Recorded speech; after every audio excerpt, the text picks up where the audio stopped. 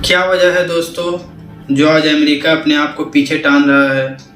ना ही वो direct attack कर रहा है मिसाइलों से, ना ही वो किसी तरीके की सपोर्ट दे रहा है यूक्रेन को। ये सिर्फ हवाई बातें चल रही है कि हम रूस पर पाबंदियां लगाएंगे, हम रूस को ऐसे रोकेंगे, हम रूस को वैसे रोकेंगे। अभी तक का देखा गया हाल ये है कि यूक्रेन का जो हाल रूस ने किया है वो शायद ही किसी देश का इतिहास में किया गया होगा। ना ही वहाँ के लोगों को कोई फैसिलिटी मिल रही है, यहाँ तक कि वहाँ के लोगों का पानी भी बंद कर दिया गया है, वहाँ पे खाने के लाले पड़ रहे हैं। और यहाँ अमेरिका अपने लोगों को ये कह रहा है कि अब आप तैयार हो जाओ, हमारे देश में महंगाई बढ़ने वाली है। क्यों? जब आप दूसरे मुल्कों पर अटैक करते हैं तो उस वक़्त आपके देश की महंगाई नहीं बढ़ती है। जब आप सीरिया, इराक ऐसे मुल्कों पर जब अटैक करते हैं उस समय आपकी जो महंगाई है वो नहीं बढ़ती है। अब आपको महंगाई बढ़ने का अंदेशा हो रहा है, इसलिए आपने अपने जो लोग हैं उनको ये कह दिया है कि आप तैयार हो जाओ, महंगाई बढ़ेगी। ये कहाँ का इंसाफ है?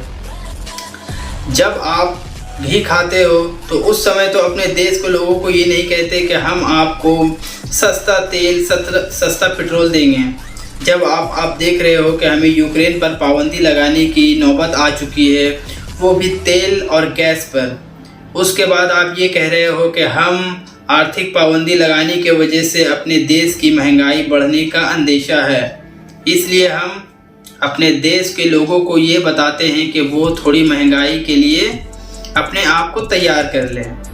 ऐसा क्यों? क्या आपके पास मिसाइल नहीं है? क्या आपके पास तोप नहीं है? क्या आप यूक्रेन की हेल्प इन चीज़ों से नहीं कर सकते? अभी आपने क्या किया, जब आपको पोलैंड अपने हवाई पायलट यानी हवाई जहाज़, जो लड़ाकू जहाज़ है वो दे रहा था, ताकि आप नेटो के जरिए यूक्रेन को ये विमान देकर यूक्रेन को एक ताकतवर मुल्क बनाए और उससे यूक्रेन को सपोर्ट करें, तो आपने क्या कह दिया? जो बाइडेन ने ये साफ अपने स्पीच में कहा है कि वो ऐसा कोई भी कार्रवाई नहीं करेंगे जिससे ये युद्ध और आगे चले। अब आप बताइए, जो हमारे दर्शक हमारा वीडियो देख रहे हैं, हमारा न्यूज़ ये देख रहे हैं, तो आप ये बताइए कि अब कितने हद तक जाने की, मतलब कितने हद तक जा सकती है कि रुके रहे दुनिया के ये सारे मुल्क जो अपने आप को ताकतवर कह रहे हैं? क्या और भी कुछ होना बाकी है? क्या और भी बिल्डिंगें तबाह हो जाएगी? उसके बाद इन मुल्कों को होश आएगा कि हमारे जो यूक्रेन है उसको पूरी तरह तबाह कर देने के बाद इन मुल्कों को ये होश आएगा कि हम अब सपोर्ट करें। क्या कहा जाए? क्या ये कहा जाए कि वहाँ पे लोगों को छोड़ दिया जाए कि वो बर्बाद हो जाए, वो मर जाए, तब वहाँ के लोगों को सपोर्ट हम भेजेंगे? आप समझ सकते हैं ये कितनी गंभीर विषय है जो आज यूक्रेन पर रशिया कर रहा है अटैक। मगर यहाँ देखा जा रहा है कि दुनिया के जो ममालिक है वो सिर्फ सैंक्शन यानी पाबंदी लगा रहे हैं। ये पाबंदी तो मुझे लगता है कि सिर्फ ये बोल कर लगा रहे हैं। क्या ये कुछ ऐसी कार्रवाई नहीं कर सकते हैं जिससे रूस पीछे हटे? रूस ये कहता है कि यूक्रेन अपने आप को नेटो का जो हिस्सा बनाने के लिए कोशिश कर रहा है उस पर साफ इनकार कर दे। आपने देखा होगा कि न्यूज़पेपर में जब ये न्यूज़ आई कि जेलेंस्की ये साफ कह रहे हैं कि वो अब नेटो से उम्मीद हार चुके हैं, अब वो नेटो से ये उम्मीद नहीं रख सकते हैं कि वो उन्हें अपने नेटो में शामिल करेगा या वो नेटो किसी तरह से यूक्रेन को सैन्य मदद भेजेगा। इसलिए अब जेलेंस्की भी समझ चुके हैं कि नेटो और अमेरिका सिर्फ बड़ बोलने वाला एक मुल्क है। ये किसी भी मुल्क को सपोर्ट नहीं करेगा जब तक कि इन मुल्कों पर खुद अटैक नहीं होता। आपने ये देखा होगा बहुत सारे अखबारात में कि जब ये न्यूज़ चली कि रूस यूनाइटेड किंगडम पर अटैक करेगा तो उस समय सारी नेटो जो है नेटो की जो सारी फ़ौज है वो एक्टिव हो गई, क्योंकि इसलिए कि उनके दादाजी पर अटैक होने वाला है। तो इसलिए ये सारे जितने नेटो के मुल्क है वो अब एक्टिव हो गए कि हमारे दादाजी पर जब अटैक होगा तो हम फिर अटैक करेंगे। मगर ये नहीं हो रहा है कि हम यूक्रेन को सपोर्ट करें, बस बैंड पे बैंड लगाया जा रहा है, पाबंदियां लगाई जा रही है। अभी एक नई न्यूज़ निकल कर आई है कि कोका कोला ने भी अपनी सेवा बंद करने का फैसला कर लिया है रशिया पर। वहाँ मैकडोनल्ड्स ने भी ऐलान किया है कि वो अपनी सारे रेस्टोरेंट को मतलब कुछ दिनों के लिए बंद करेगा जब तक कि युद्ध जारी रहेगा। तो ये कंपनीज भी अपनी तरफ से कोशिश कर रही है कि वहाँ पे जो वॉर चल रहा है उसे रोका जाए। बहुत सारे जो बड़े बड़े कंपनीज है वो पाबंदी लगा रही है कि किस तरह से रूस को रोका जाए यूक्रेन पर अटैक करने के लिए। अभी तक का जो यूएन का रिपोर्ट आया है इसके मुताबिक लगभग 20 लाख से भी ज़्यादा लोग शरणार्थी बन चुके हैं दूसरे मुल्कों पर, जैसे पोलैंड, ग्रीस, हंगरी, ये जो यूक्रेन से सटे हुए मुल्क है, वहाँ जाकर ये लोग अपने आप को बसाने के लिए मजबूर है, सिर्फ इसलिए इस ज़िद पर कि यूक्रेन नेटो का हिस्सा बनेगा। ना हम इधर के रहे ना उधर के, धोबी का कुत्ता ना घर का ना घाट का, वही आज यूक्रेन का मिसाल है। आप समझिए यूक्रेन के साथ कितने ज़्यादा प्लानिंग के साथ ये गेम किया गया है कि ना यूक्रेन को घर का रखा गया है ना घाट का, ना अब वो रूस की तरफ जा सकता है ना यूक्रेन मतलब नेटो उसे अपने पास भटकने देंगे। ये कहकर फंसाया गया है यूक्रेन को कि हम आपको नेटो में शामिल करेंगे।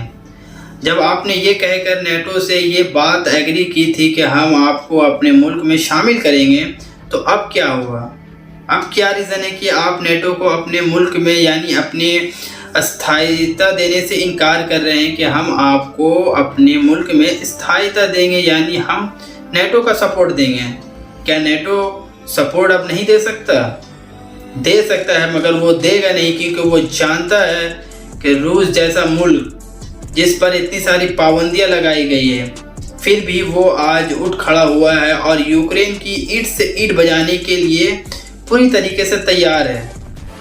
अगर यही आप पाबंदी किसी नेटो पे लगा देते या नेटो की किसी मुल्क पे लगा देते तो उनकी तो हालत टैट हो जाती और वो अपना मतलब समर्थन दे देते नेटो यानी रूस या किसी और मुल्कों को जो उस पर हमला कर रहा है, ये हाथ खड़े कर देते।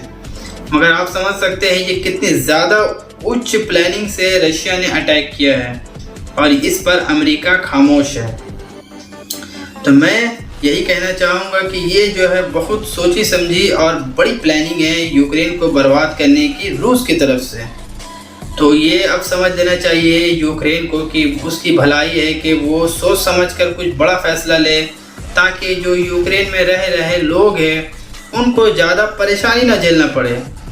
अगर वहाँ के लोग ही इतने ज़्यादा परेशान हो जाएंगे कि उन्हें खुद ही सिविलियन बनना पड़े, खुद ही हथियार उठाना पड़े, तो फिर वहाँ की सरकार का रहना और ना रहना दोनों बराबर है। क्योंकि जब वॉर होता है तो उसमें नुकसान किसी का नहीं, जो वहाँ रह रहे लोग हैं उनका है। इसलिए मैं यही रिक्वेस्ट करना चाहूँगा कि ये युद्ध शांत करने के लिए कोई कदम उठाए हमारी वर्ल्ड की मीडिया, वर्ल्ड पावर जो अपने आप को वर्ल्ड पावर कहती है वो मुल्के, क्योंकि वहाँ के लोगों को परेशानी हो रही है। वहाँ के जो लोग हैं वो इतने ज़्यादा परेशान हो चुके हैं कि वो रो रहे हैं कि हमें क्या करें हम कि यहाँ से जा सके दूसरे मुल्क के लिए। इतने ज़्यादा वहाँ पे लोग परेशान हैं कि वहाँ के जो 20 साल से 18 साल से लेकर 40-60 साल तक जो वहाँ के लोग हैं उन्हें यूक्रेन में ही रहने के लिए रिक्वेस्ट किया जा रहा है कि फ़ौज वहाँ पे कम पड़ रही है, तो वहाँ के जो लोग हैं वो हथियार उठाएंगे। ये एक बहुत ही परेशानी का मुद्दा है पूरे दुनिया के लिए। अगर इसे जल्दी नहीं सुलझाया गया तो ये बहुत ही परेशानी का मुद्दा बन सकता है पूरी दुनिया के लिए, क्योंकि ऑयल के दाम बढ़ेंगे। ऑयल के दाम बढ़ने का मतलब है कि पूरी दुनिया में ऑयल क्राइसिस का एक बहुत बड़ा बाज़ार गर्म हो सकता है। हमारे मुल्क में भी इसके लिए बहुत सारी परेशानियां बढ़ सकती हैं। इसलिए हम यही रिक्वेस्ट करेंगे अपने YouTube चैनल से कि इस न्यूज़ को आप ज़्यादा से ज़्यादा फैलाएं, ताकि ये ज़्यादा से ज़्यादा लोगों तक पहुँचे, तो उनको ये समझ आए कि हाँ यहाँ पर इन मुल्कों में कोई झड़प चल रही है ताकि दुनिया के लोग आवाज़ उठाए इस लड़ाई पर, और यहाँ पे जो लड़ाई हो रही है रूस और यूक्रेन पर, वहाँ पे कुछ शांति का पैगाम पहुँचे हमारे इस वीडियो से। तो हम यही कहेंगे कि हमारे मुल्क को इससे सावधान हो जाना चाहिए, और पेट्रोल और गैस की जो कीमतें बढ़ने के लिए अब हमारा देश भी शायद कुछ कदम उठा सकता है। तो हम यही रिक्वेस्ट करेंगे अपने देश की जनता से कि क्या कर सकती है हमारी सरकार, वो भी किसी के हाथों बंधी है, उन पर भी अंतर्राष्ट्रीय प्रेशर पड़ता है, इसलिए वो अपने तेल की कीमतें बढ़ाती है। मगर मैं ये सरकार से भी रिक्वेस्ट करना चाहूँगा कि आप तेल की कीमतें बढ़ाने से पहले हमारी गरीब जनता के बारे में सोचें कि उनका क्या होगा और वो कैसे रहेंगे। तो मैं अपने वीडियो से यही पैगाम और यही बताना चाहूँगा कि इस न्यूज़ को आप ज़्यादा से ज़्यादा फैलाएं ताकि ये पूरी दुनिया तक ये खबर जाए कि क्या हो रहा है रूस और यूक्रेन के बीच। और अमेरिका और नेटो से मैं यही कहूँगा कि आप सपोर्ट करें यूक्रेन को ताकि यहाँ पे और लोग बर्बाद ना हों। तो अपने दोस्त को दीजिए।